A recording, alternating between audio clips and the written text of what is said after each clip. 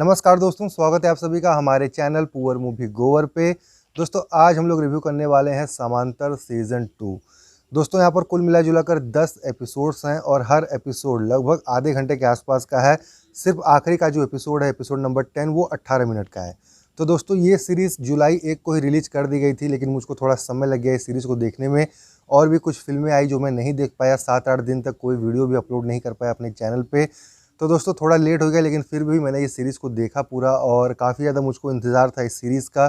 तो इस सीरीज़ को पूरी तरीके से देखने के बाद मैं अपना रिव्यू आप लोग के सामने लेके आ चुका हूँ। सीज़न 2 की कहानी वहीं से शुरू होती है जहाँ पर सीज़न 1 की कहानी ख़त्म हुई थी। अगर आप लोगों ने सीज़न 1 देखा होगा तो आप लोग को पता होगा, कुमार महाजन जो किरदार प्ले किया है स्वप्निल जोशी ने, वो अपनी लाइफ से काफ़ी परेशान होते हैं। उनको ऐसा महसूस हो रहा होता है कि उनकी लाइफ में हर चीज़ बहुत ही गलत जा रही है। दैट्स वाई नास्तिक होने के बावजूद भी वो एक बाबा पंडित के पास पहुंच जाते हैं अपने हाथों की रेखाओं के बारे में जानने के लिए, अपने भविष्य के बारे में जानने के लिए। और वहाँ पर बाबा पंडित उनको बताते हैं कि तुम्हारी हाथों की रेखाएं एक और व्यक्ति के हाथों की रेखाओं के साथ बिल्कुल सेम है। मतलब कि एक और व्यक्ति जो कैरेक्टर है सुदर्शन चक्रपाणी का, जिसे प्ले किया है नीतीश भारद्वाज ने, उस व्यक्ति के साथ जो जो हुआ था वो सारी चीज़ें अब कुमार महाजन के साथ होने वाली हैं। तो यहाँ पर कुमार महाजन सुदर्शन चक्रपाणी का पता लगाते हैं और सुदर्शन चक्रपाणी से मिलने के बाद सुदर्शन चक्रपाणी उन्हें कुछ डायरीज़ देते हैं अपनी, जहाँ पर उन्होंने अपनी ज़िंदगी की कई सारी कहानियाँ लिख रखी हैं। तो अब कुमार को डायरीज़ मिल चुकी हैं और अब कुमार डायरीज़ को पढ़ के अपने होने वाले भविष्य, मतलब कि कल उसके साथ क्या होने वाला है, ये सारी चीज़ें वो जान सकता है। तो ये सारी चीज़ें हमको फर्स्ट सीज़न में बताई गई थी और सेकंड सीज़न में हमको ये देखने को मिलेगा कि किस तरीके से कुमार महाजन अपना फ्यूचर जानने के बावजूद भी, मतलब कि कल उनके साथ क्या होने वाला है, ये सारी चीज़ें जानने के बावजूद भी किस तरीके से काल के आगे मजबूर रहेंगे, किस तरीके से अपने स्वभाव के चलते, अपने कर्मों के चलते काल को नहीं भेद पाएंगे। ये सारी कहानी हमको इस सीज़न 2 में देखने को मिलती है। तो दोस्तों यहाँ पर कुमार महाजन को सुदर्शन चक्रपाणी की डायरीज़ मिल चुकी हैं और एक दिन कुमार महाजन अपनी जब डायरी खोलते हैं तो उनको पता चलता है कि सुदर्शन चक्रपाणी के लाइफ में एक औरत आई थी। तो जिस तरीके से इन दो व्यक्तियों की लाइफ समांतर है, पैरेलल है, जो सारी चीज़ें सुदर्शन चक्रपाणी के साथ हो चुकी हैं अब कुमार महाजन के साथ होने वाली हैं। तो यहाँ पर एक औरत आई थी सुदर्शन चक्रपाणी के लाइफ में, तो यहाँ पर कुमार महाजन के लाइफ में भी आएगी। तो अब वो औरत कौन होगी और किस तरीके से उसके आने के चलते कुमार महाजन की लाइफ में डाउनफॉल आएंगे, किस तरीके से उनकी लाइफ में वाट लगेगी, ये सारी चीज़ें आपको सीज़न 2 में देखने को मिलती है। उसी के साथ दोस्तों यहाँ पर मैं कहना चाहूँगा कि सीज़न 2 में आपको सुदर्शन चक्रपाणी की भी कहानी देखने को मिलती है। जिस तरीके से सीज़न 1 में आपको सिर्फ कुमार महाजन की ही स्टोरी दिखाई जा रही होती है, लेकिन यहाँ पर आपको सीज़न 2 में एक सीन में कुमार महाजन की कहानी आपको देखने को मिलेगी, जो कि वर्तमान की कहानी है, प्रेजेंट की कहानी है। और उसी के साथ साथ दूसरे ही सीन में आपको सुदर्शन चक्रपाणी, मतलब कि नीतीश भारद्वाज की स्टोरी देखने को मिलेगी, जो कि कुछ साल पुरानी कहानी है। तो दोस्तों ये सारी चीज़ें जो हैं आपको इस सीरीज़ में देखने को मिलती हैं।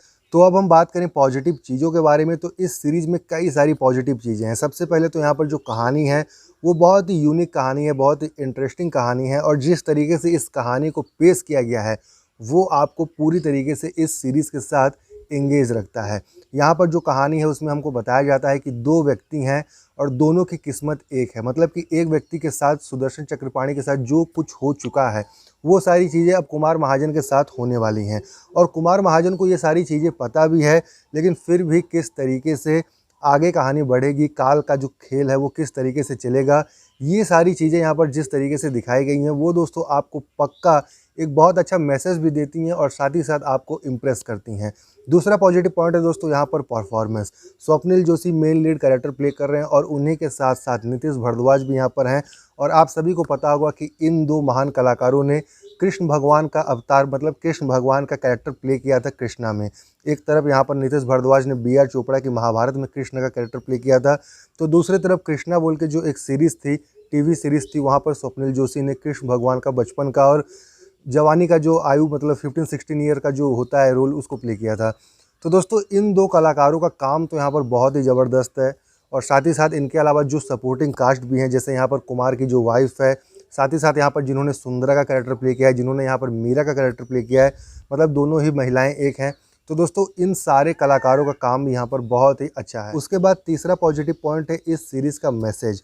वैसे अगर आप इस सीरीज़ को काफ़ी ध्यान से देखेंगे, इसकी कहानी को अगर आप लोग गहराई से सोचेंगे तो आपको महसूस होगा कि ये सीरीज़ आपको कई सारी ज्ञान की बातें बताती है, कई सारे अच्छे मैसेजेस देती है।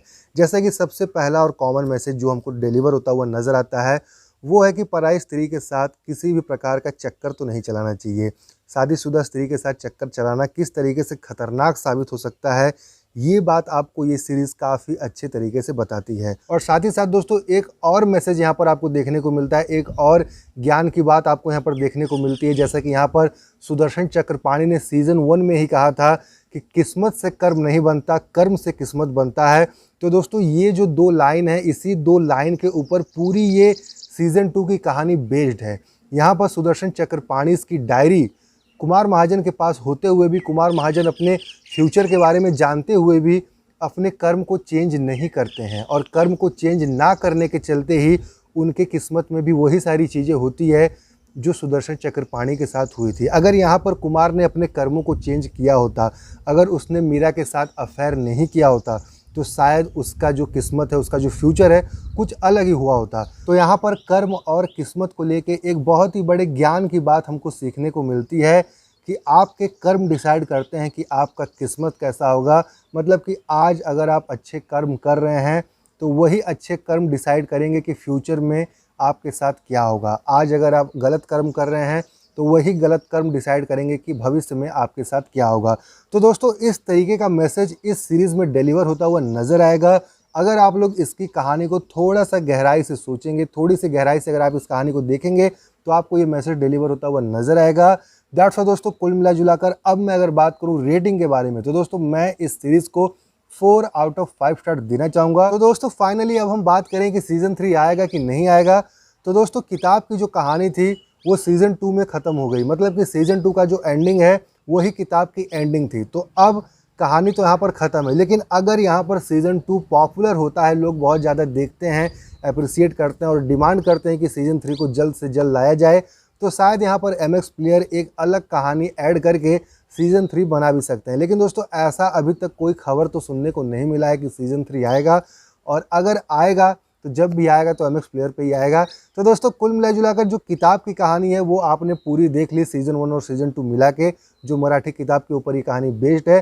दैट्स ऑल दोस्तों, मुझको उम्मीदें यही हैं कि शायद यहाँ पर सीज़न 3 हमको देखने को ना मिले। तो दोस्तों कुल मिला जुला कर ये था मेरा रिव्यू। अगर आप लोग को पसंद आया तो आप लोग हमारे इस वीडियो को लाइक करें, शेयर करें, सब्सक्राइब करें हमारे चैनल को। मैं फिर मिलूंगा एक नए रिव्यू के साथ, तब तक के लिए जय हिंद, वंदे मातरम।